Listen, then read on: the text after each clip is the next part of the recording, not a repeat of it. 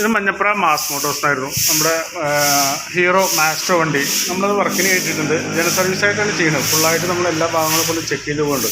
ഇതുമായിട്ട് നമ്മൾ അതിൻ്റെ ക്ലച്ച് എയർ ഫിൽറ്ററൊക്കെ ഒന്ന് ചെക്ക് ചെയ്യാൻ വേണ്ടി അയച്ചാണ്. ഈ ക്ലച്ചിൻ്റെ ഭാഗത്താണ്. ക്ലച്ചിൻ്റെ ഭാഗത്ത് വേറെ കംപ്ലയിൻറ്റ്സ് പറയാനൊന്നുമില്ല, വേറെ കംപ്ലയിൻ്റ് ഒന്നുമില്ല. അവിടെ ഒരു കംപ്ലയിൻറ്റ് പറഞ്ഞ ബെൽറ്റാണ്. ഈ ബെൽറ്റ് നമുക്കത് മാറ്റാതായിരുന്നു. കിടക്കുന്നത് ഈ വണ്ടിയുടെ ബെൽറ്റൊന്നുമില്ല. അതെ, കിടക്കുന്നത് മറ്റേ ഒരു പ്ലഷർ മോഡൽ. ഇതിൻ്റെ മുന്നത്തെ മോഡൽ ഒരു പ്ലഷർ പറഞ്ഞ ഒരു മോഡൽ വണ്ടിയുടെ ബെൽറ്റാണ് കിടക്കുന്നത്. അത്യാവശ്യം വീതി കുറവാണ് ആ വണ്ടിക്കുള്ള ബെൽറ്റ്. അത്യാവശ്യം ഈ ഓരോ ലെയറിൽ കൂടെ അത്യാവശ്യം നല്ല രീതിയിൽ പൊട്ടലും മേടിക്കും.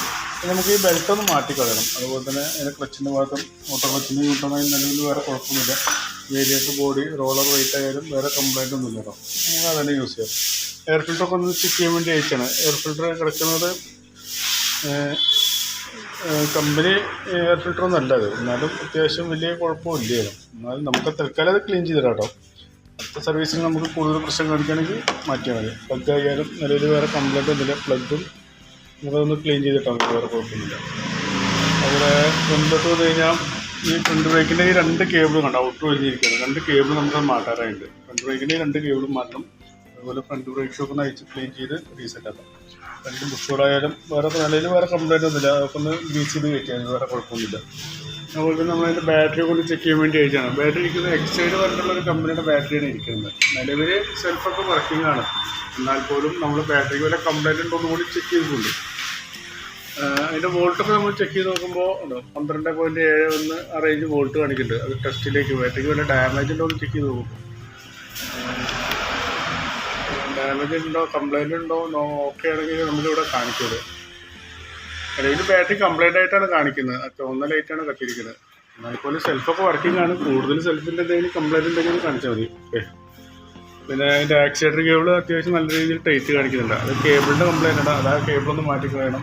പിന്നെ നമ്മുടെ എഞ്ചിൻ ഓയിൽ ചെക്ക് ചെയ്ത് കഴിഞ്ഞപ്പോൾ ലെവലൊക്കെ ഉണ്ട്. അത്യാവശ്യം കുഴപ്പമൊന്നുമില്ല. ലെവൽ കളർ നോക്കി നമുക്കത് എങ്ങനെ അതിൻ്റെ ഓയിലിൻ്റെ ക്വാളിറ്റി വിലയിരുത്താൻ പറ്റില്ല. എന്താ പറഞ്ഞു കഴിഞ്ഞാൽ ഓയിൽ മാറ്റിയിട്ട് നമുക്കൊരു 3000 കിലോമീറ്റർ ആയിട്ടുണ്ടെങ്കിൽ അത് മാറ്റിക്കളയുന്നതായിരിക്കും നല്ലത്. അതൊന്ന് ചെക്ക് ചെയ്ത് നോക്കിയിട്ട് പറഞ്ഞാൽ മതി. ഞാൻ വേറെ പറയത്തൊക്കെ വേറെ കംപ്ലൈൻറ്റ്. പിന്നെ റണ്ണിങ്ങിൽ ചെറിയൊരു വെട്ടലൊക്കെ ഉണ്ടായിരുന്നു. അത് ടയറിൽ ഫ്രണ്ട് ടയറിൽ അത്യാവശ്യം എയർ കുറവുണ്ട്. അതുപോലെ ബാക്കിൽ ടയർ കിടക്കുന്നത് ഇത് ശരിക്കും പറഞ്ഞാൽ സ്കൂട്ടർ ടൈപ്പുകൾക്ക് ടയർ പറഞ്ഞാൽ സാപ്പർ ആ ഫ്രണ്ട് കിടക്കുന്ന മോഡൽ തന്നെ നമുക്ക് ബാക്കിൽ വിടണം. എന്നാലാണ് വണ്ടി ഓടിക്കുമ്പോൾ നമുക്ക് അതിൻ്റെ ഒരു കംഫർട്ട് ഉണ്ടാവും. തൽക്കാലം മാക്സിമം ടയർ ഓടിച്ച് ഉപയോഗിക്കാൻ. എന്നിട്ട് അടുത്ത ടയർ മാറ്റുമ്പോൾ സാപ്പർ തന്നെ ഉപയോഗിക്കാൻ നോക്കാം. ഓക്കെ. അപ്പോൾ പിന്നെ വേറൊരു കംപ്ലയിൻറ്റ് പറഞ്ഞു കഴിഞ്ഞാൽ അതിൻ്റെ ബാക്കിലെ ബ്രേക്ക് വെയിലും കൂടി അയക്കാണ്ട് ഞാൻ ഫ്രണ്ട് വീൽ അയച്ചുകൊണ്ടാണ് ബാക്ക് വീൽ അയക്കാറുള്ളത്. ബാക്കിലെ ബ്രേക്കുണ്ട് മാക്സിമം അഡ്ജസ്റ്റ്മെൻ്റ് ആയിട്ടുണ്ട്. ബാക്കിലെ ബ്രേക്ക് കൂടി മാറ്റിയിട്ടൊന്ന് റീസെറ്റ് ആക്കാം കേട്ടോ. ഓക്കെ. അപ്പോൾ ഞാൻ നിലയിൽ വരുന്ന വർക്കിൻ്റെ ഒരു എസ്റ്റിമേറ്റും കൂടി പറയാം. നോക്കിയിട്ടൊന്ന് റിപ്ലൈ ചെയ്താൽ മതി. ഓക്കെ.